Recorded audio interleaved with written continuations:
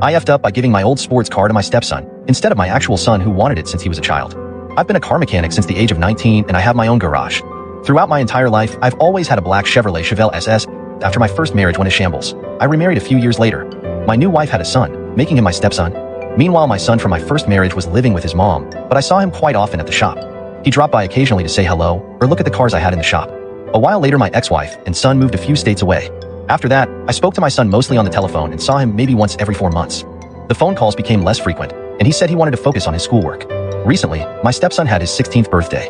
He was a grade A student, so I decided to give him my old Chevrolet Chevelle. I texted my real son a picture of my stepson with the car on his 16th birthday party. My son texted me back with, "Is this a joke?" I texted him back with, "No, why?" He called me not a few seconds later, yelling at me to tell him that it was a joke. He told me that I promised him the car when he was 10 years old, that if he did well in school I would give it to him. The part that made me yell back at him through the phone was when he called me a lousy father that didn't care about his real son.